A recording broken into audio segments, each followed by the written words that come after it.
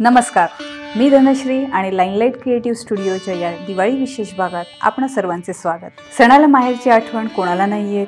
ज्या अंगणात आपण जन्म घेऊन लहानाचे मोठे झालो, जिथे भातुकली मांडली, भाऊला बाऊलीचे लग्न लावले, आईचा मारही खाल्ला आणि बाबाला खाऊसाठी हट्टही केला, त्याच अंगणातून एक दिवस पाखरासारखं भूर उडून दुसऱ्या फांदीवर जाऊन पुन्हा नव्याने सुरुवात करायची असते। आपलं असणारं सगळं उंबरठा ओलांडल्यानंतर परकं होऊन जातं। मग काय, सण हा एकमेव धागा असतो पुन्हा त्या आठवणींच्या अंगणात काही क्षण का होईना परतण्यासाठी। पाडवा भाऊबीज जवळ आली की आता आपल्याला माहेरी जायला मिळणार या आशेने सासरी असलेली मुलगी अगदी खुश होऊन जाते। कित्येक दिवसांच्या प्रतीक्षेनंतर दिवाळीच्या पहिल्या दिवसापासून तिचे डोळे भाऊरायाच्या वाटेकडे लागलेले असतात। शेवटी पाडव्याचा दिवस उगवतोच आणि बंधुराज अगदी उत्साहाने बहिणाबाईला माहेरी घेऊन जायला येतो। दीपावलीचा 5वा दिवस म्हणजे भाऊबीज। कार्तिक शुद्ध द्वितीया म्हणजेच यमद्वितीयेला भाऊबीज म्हटले जाते। या दिवशी बहीण आपल्या भावाला ओवाळते।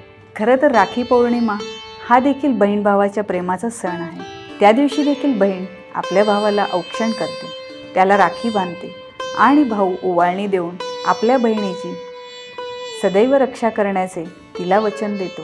मग भाऊबीजेच्या दिवशी असं वेगळं काय असतं? तर या दोन्ही सणांमागे आपापल्या आख्यायिका दडलेल्या आहेत। रक्षाबंधनाची सुरुवात ही महाभारतापासून झाली असं पुराणात नमूद केलेलं आहे। एक वेळेस भगवान श्रीकृष्णाने आपल्या सुदर्शन चक्राने चुकून आपले बोट कापले, तेव्हा राजकुमारी द्रौपदीने तिच्या साडीचा तुकडा फाडला आणि रक्तस्राव थांबविण्यासाठी भगवान श्रीकृष्णाच्या बोटावर बांधला। द्रौपदीच्या या कृतीमुळे भगवान कृष्ण प्रभावित झाले। मी नेहमीच तुझे रक्षण करेल अशी शपथ त्यांनी घेतली। तेव्हापासून रक्षाबंधनाचा सण साजरा केला जाऊ लागला। तर भाऊबीजेच्या दिवशी कथा अशी की सूर्यनारायण आणि त्यांची पत्नी छाया यांच्या पोटी यमराज आणि यमुना या दोघांचा जन्म झाला। यमुना ही आपला भाऊ यमावर नितांत प्रेम करत होती।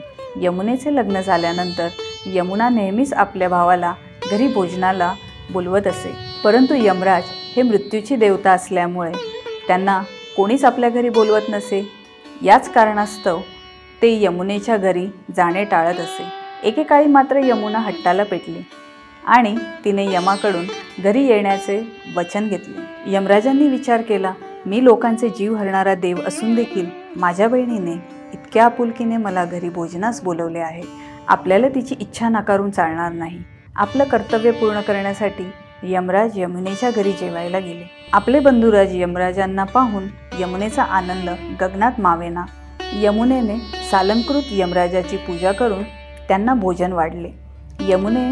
यमुनेचे हे आदरातिथ्य बघून यमराज भावुक झाले। यमराज म्हणाले, यमुने, तुझ्या आदरातिथ्याने मी भारावून गेलो, तुला जे हवे ते माग। यमुना म्हणते, दादा, मला असे वचन द्या की तुम्ही दरवर्षी या दिवशी माझ्या घरी याल आणि माझ्याप्रमाणेच या दिवशी आपल्या भावाशी आदराने वागणाऱ्या बहिणीला तुमचे भय वाटणार नाही, तसेच तिच्या भावाचे सदैव रक्षण कराल।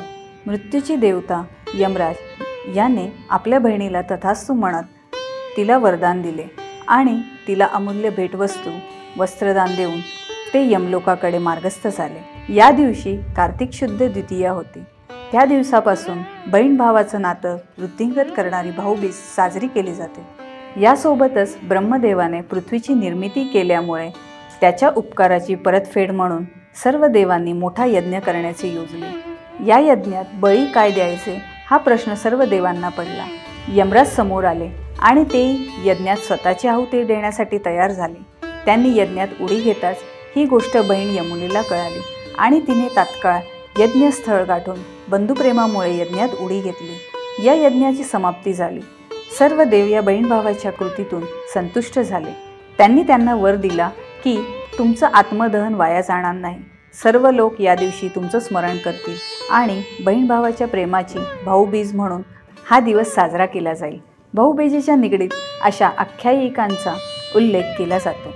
यमराज आणि यमाई या बहीण भावाची हीच कथा बऱ्यापैकी सगळ्यांना परिचित आहे, परंतु एका आख्यायिकेनुसार नरकासुराचा वध करून कार्तिकी शुद्ध द्वितीयेला श्रीकृष्ण द्वारकेला परतले। या दिवशी श्रीकृष्णाची बहीण सुभद्रा यांनी अनेक दिवे लावून त्यांचे स्वागत केले, औक्षण केले। सुभद्रेने श्रीकृष्णाच्या कपाळी मांगल्याचा टिळा लावून त्यांच्या दीर्घायुष्यासाठी प्रार्थना केली। श्रीकृष्णानेही सुभद्रेला यथोच्छ ओवाळणी म्हणून भेटवस्तू दिल्या। या दिवसापासून भाऊबीजेच्या निमित्ताने बहीण भावाच्या कपाळी विजयाचा आणि मांगल्याचा टिळा लावते। ही कथासुद्धा भाऊबीज या सणामागे दडलेली आहे। भाऊबीजेच्या दिवशी यमुना नदीत स्नान करणे अत्यंत पवित्र मानले जाते, कारण असे केल्यामुळे त्यावर्षी यमापासून भय नसते आणि त्याला अपमृत्यू येत नाही। भाऊबीजेच्या पावन मुहूर्तावर कायस्थ या समाजातील लोक चंद्रगुप्ताच्या देवळात जातात व दौत टाकाची आणि चित्रगुप्ताची पूजा करतात। या दिवशी बहीण भावाला औक्षण करण्यापूर्वी आधी चंद्राला ओवाळते। या दिवशी चंद्रदर्शन लवकर होत नाही, तर त्याची छोटीशी कोर दिसते। ती चंद्रकोर दिसल्यानंतर बहीण चंद्राला ओवाळते, त्याला विडा लावते। विडा म्हणजे एका ताटात 6 लाडू, त्यात करदोडा, ब्लाऊज पीस, सुपारी आणि त्यात हळद कुंकवाच्या पुड्या ठेवायच्या असतात। तेच औक्षण झाल्यानंतर चंद्राला अर्पण करतात। ज्या स्त्रियांना भाऊ नाही अशा स्त्रिया चंद्राला आपला भाऊ मानतात। यावेळेस आपल्या पदरातला एक दोरा तोडत चंद्राला वाहताना सुवासिनी म्हणतात, भाऊराया जुनी दशी घे, नवी दशी दे, साऱ्यांचं रक्षण कर। चंद्राला ओवाळणं झाल्यानंतर घरात भावाला ओवाळण्याची लगबग सुरू होते। चंदनाच्या पाटावर बसलेल्या भावाच्या कपाळी टिळा लावत भाऊरायाला बहीण ओवाळते आणि चंद्राचा विडा भावाला देते। यानंतर भाऊ बहिणीच्या ताम्हाणात भेटवस्तू स्वरूपात ओवाळणी टाकतो। बहिणीने भावाला लावलेला टिळा हा त्याच्या निस्वार्थ प्रेमाचे प्रतीक आहे। यमराजाच्या पाशातून आपल्या भावाची सुटका व्हावी यासाठी प्रत्येक बहीण त्याला भाऊबीजेला ओवाळतेच। बहीण आणि भावाचे नाते वृद्धिगत करणारा हा भाऊबीजेचा सण आयुष्यात बहीण आणि भावाचं एकमेकांसाठी सदैव उभं असणं किती महत्त्वाचं आहे याची प्रचिती देते। हिंदू धर्मातील प्रत्येक सण हा लौकिक तसेच अलौकिक अर्थाने सुफळ संपूर्ण असला तरी दिवाळी या सणांचा राजा आहे हे मात्र नक्की, कारण या काळात भारतीय माणूस अगदी कुठेही असो दिवाळीच्या दिवे लागण्याआधी घरात हजर असतो। दिवाळीच्या काळात शाळांना देखील 15 दिवस सुट्ट्या लागतात। या सुट्ट्या लागल्यानंतर मुलांचा होणारा जल्लोष हा दिवाळीच्या फटाक्यांपेक्षाही धडाकेबाज असतो। दिवाळी हा शुभ पर्वाचा, शुभ गोष्टींचा सण आहे। दिवाळी आपल्याला बरंच काही शिकवून जाते। नात्यांमध्ये आलेली कटुता संपविण्याची संधी देते, निसर्गाच्या अगदी जवळ नेऊन ठेवते, संस्कृती जपण्याचा संदेश देते, सगळ्यांनाच एकरूप करते आणि मुख्य म्हणजे आयुष्यात पुढचा यशस्वी टप्पा गाठण्यासाठी भरभरून इच्छाशक्ती प्रदान करते। संस्कृती, परंपरा आणि प्राचीन संदर्भाची आठवण करून देणाऱ्या दीपावलीचे स्वरूप आज रोजी बदललेले आपल्याला बघायला मिळते। काळ बदलला तसे दिवाळीचेही आधुनिकीकरण झाले असे म्हणायला हरकत नाही। दिव्यांच्या प्रकाशात आजी आजोबांच्या दिवाळीच्या गोष्टींची जागा मोबाईलनं घेतली। घरातल्या पूजेच्या वेळी झांज आणि देवाऱ्यातल्या घंटीची जागा फटाक्यांच्या आवाजाने घेतली। आसमंतात नुसते फटाक्यांची कानठळ्या बसवणारे आवाज असतात आणि धुरांचे काळे लोट, जे अनेक आजारांना निमंत्रण तर देतातच, परंतु निसर्गाला हानी पोचवतात। हे जास्त महत्त्वाचं। वर्षभर प्रदूषणाच्या नावाखाली बोंबा मारणारे आपण या दिवशी मात्र सर्रास फटाके फोडतो। शुभ दीपावली म्हणता म्हणता हीच दिवाळी कित्येक ठिकाणी दुर्घटनेचे देखील कारण बनते। दिवाळीच्या या पवित्र सणाला या फटाक्यांमुळे गालबोट लागते। हे गालबोट पुसण्यासाठी आणि ही दिवाळी माहितीपूर्ण पद्धतीने साजरी करण्यासाठी लाईनलाईट क्रिएटिव्ह स्टुडिओच्या माध्यमातून हे दिवाळी विशेष भाग तुमच्यापर्यंत इत्थंभूत माहिती पोचवत आहेत। प्रत्येक संस्कृतीची पायाभरणी ही जास्त महत्त्वाची असते। आपल्या प्राचीन भारतीय संस्कृतीची पायाभरणी म्हणजे आपले सण आहेत आणि त्या बाबतीतलं हे ज्ञान म्हणजे कलियुगात सापडलेला हा अमृताचा कलशच आहे। म्हणूनच तुमची ही दिवाळी साजरी करा लाईनलाईट क्रिएटिव्ह स्टुडिओसोबत।